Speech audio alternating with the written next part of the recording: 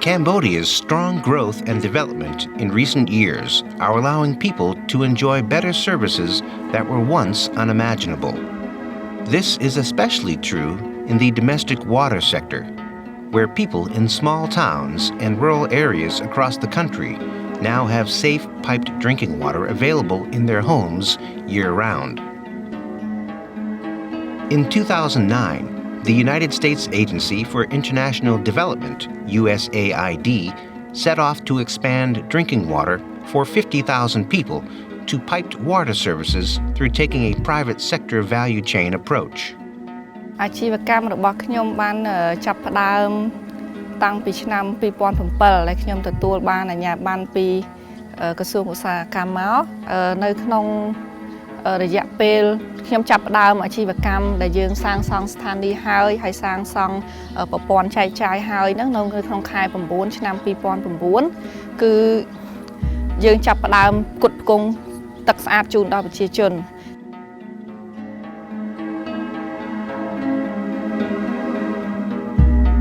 បន្ទាប់ពីខ្ញុំបានជួបជាមួយនឹងខាង USAID ដែលធ្វើការតាមរយៈអង្គការ DAI មកខ្ញុំបានជួយឲ្យអាជីវកម្មរបស់ខ្ញុំដែលពីមុនមកខ្ញុំគិតថានឹងដំណើរការដោយមិនចំណេញនោះដែលខាតក្នុងរយៈពេល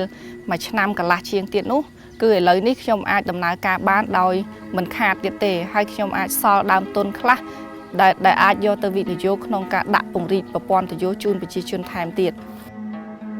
The Cambodia MSME project is an economic development project that facilitates technical and business assistance to thousands of enterprises in rural Cambodia and to officers of the Royal Government of Cambodia. It is funded by USAID and implemented by Development Alternatives Incorporated, DAI. We noted that in the last 10 to 15 years, many local businesses have entered the water pipe private sector system. However, very often they found out that expanding to rural area is a risky business. Connection cost is very high, making poor household like that very difficult to connect. So the water strategy for the project is to encourage local business to expand and improve their services so that poor household like that could connect. True to the MSME value chain approach, a simple concept drove the process. Encourage actors across the water supply value chain to develop creative solutions through building lasting relationships with regulators, designers, suppliers, and customers. កាលពីមុនមកមុនពេលមានការជួយពីជំនួយពី USAID គឺប្រជាជនចំនួន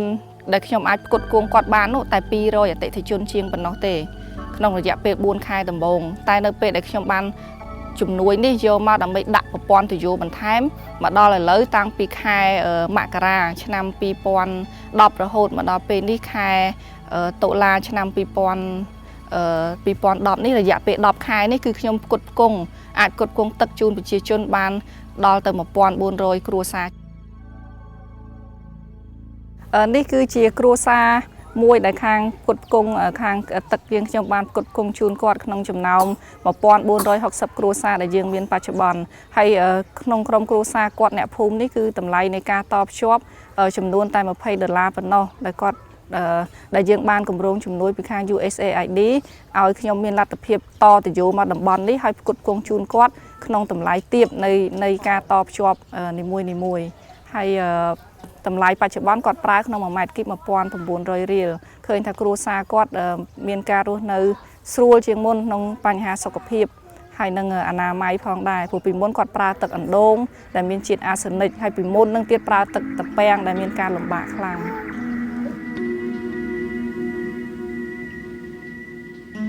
By reducing the initial connection fees,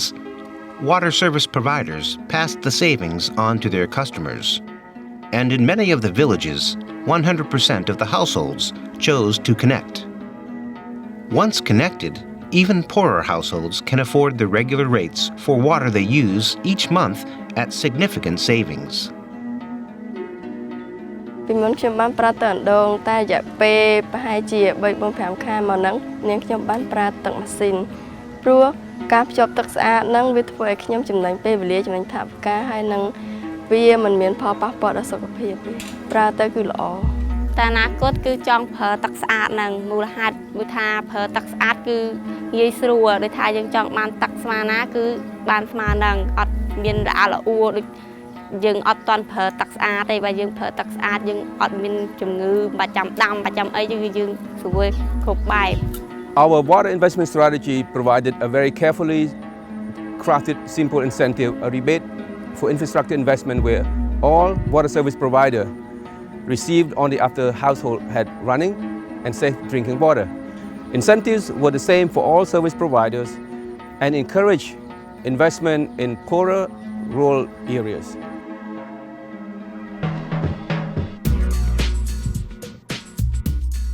With water service providers driving the expansions, setting their own targets and investing their own money, they had strong interest to reach as many new houses as possible. Within 12 months of signing agreements, 17 private water service providers successfully brought over 60,000 people sustainable, safe piped drinking water and became viable, sustainable businesses in the process. ខ្ញុំមានចំណាប់អារម្មណ៍យ៉ាងខ្លាំងចំពោះការធ្វើការជាមួយនឹងគម្រោង MSME នេះដោយមូលហេតុថវិកាដែលផ្ដល់នេះគឺដល់ដៃប្រជាពលរដ្ឋដែលក្រីក្រពិតប្រាកដពេលប្រជាពលរដ្ឋដែលក្រីក្រពិតប្រាកដពុំមានលទ្ធភាពមកបង់លុយថ្លៃ connector ថ្លៃតទឹកនឹងទេព្រោះតម្លៃវាថ្លៃអញ្ចឹងដល់ពេលខាង MSME គាត់ជួយមកអញ្ចឹងវាបានដូចសម្រួលឲ្យគាត់អត់អស់លុយដែលមាន capacity រហូតដល់140 ម៉ែត្រគីបហើយយកមកយើងសម្អាតក្លោយើងសម្អាតដើម្បីទៅជាទឹកស្អាតយើងបូមមកយើងឆ្លងកាត់អាងចម្រោះដោយដែលយើងឃើញនៅមុខនេះស្រាប់ហើយគឺយើងយកមកយើងដាក់ claw injection កបោអីទាំងអស់ទៅបានឆ្លងកាត់មកបានទៅជាដាក់នៅក្នុងអាងទឹកស្អាតហើយបាន supply ទៅឲ្យប្រជាពលរដ្ឋដែលមានចំនួនជិតដល់ 4,000 គ្រួសារ In 2004, the Ministry of Industry adopted national drinking water quality standards, which are based on World Health Organization guidelines. To ensure that the water is safe, samples from all private water service providers are regularly tested at the Industrial Laboratory Center of Cambodia.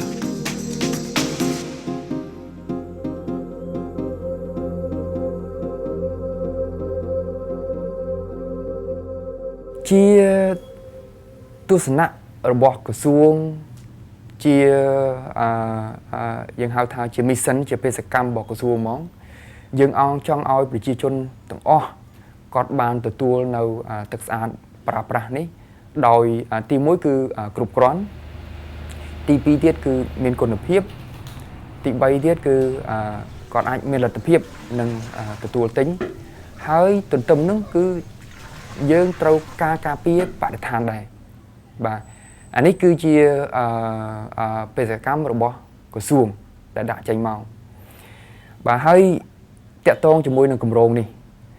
គឺថាយើងចង់ធ្វើយ៉ាងម៉េចដើម្បីឲ្យគម្រោងនេះបានបន្តទៅមុខទៀតជារូបភាពបែបនេះឬមួយក៏រូបភាពផ្សេងណាទៀតដែលយើងគិតថាប្រសើរជាងនឹងដែលយើងមានបទពិសោធន៍អនុវត្តនៅគម្រោងនេះហើយយើងធ្វើការបន្តទៀតដើម្បីជំរុញការអភិវឌ្ឍវិស័យនឹងឲ្យបានលឿន So far, we exceeded our target by reaching more than 12,000 households. This is a very thoughtful model where we encourage households and water service providers to invest. គម្រោង MSME នឹងបានជួយមកដល់រោងចក្រទឹកស្អាតខ្ញុំនិងក្រុមហ៊ុនខ្ញុំនឹងនៅលើផ្នែកភ្ជាប់បណ្ដាញហៅថា connector ហ្នឹងដល់ផ្ទះប្រជាពលរដ្ឋណាដែលអត់មានលទ្ធភាពហើយផលចំណេញដែលខ្ញុំសហការជាមួយ MSME ហ្នឹងគឺបានឲ្យខ្ញុំបានពង្រីកអតិថិជនរបស់ខ្ញុំហើយខ្ញុំអាចលក់ទឹកបានច្រើនជាងពីការមុនដែលខ្ញុំការមុនដូចថាមានចំនួនតែ 3,200 កុងទ័រឥឡូវខ្ញុំអាចលើសចំនួនដែលពីមុនមានខ្ញុំមានគម្រោងថាខ្ញុំនឹងបន្តទៅទៀតតាមពិតមិនមែនមានគម្រោងគឺខ្ញុំបានធ្វើរួចទៅហើយគម្រោងជំនួយរបស់ដែលខ្ញុំទទួលពី USAID មកខ្ញុំបានអនុវត្តចប់តាំងពីពេល2ខែមុនប៉ុន្តែឥឡូវនេះខ្ញុំបានធ្វើការបន្តពង្រីកប្រព័ន្ធបណ្ដាញមួយចំនួនទៅផ្ទះ នឹងតាមអាជីវកម្មមួយចំនួនដែលខ្ញុំអត់ទទួលបានគម្រោងជំនួយពី USAID ទេតែខ្ញុំយកចំណូលដែលខ្ញុំបានពីអាជីវកម្មហ្នឹងពង្រីកបន្តទៀតខ្ញុំបាននឹងកំពុងធ្វើរួចទៅហើយ By partnering with the private sector, the 17 water service providers that the MSME program worked with now serve over 130,000 mostly poor rural Cambodians. Many providers have already invested in additional improvements and expansions on their own, further demonstrating their commitment to continue providing high-quality, sustainable piped water service to their communities.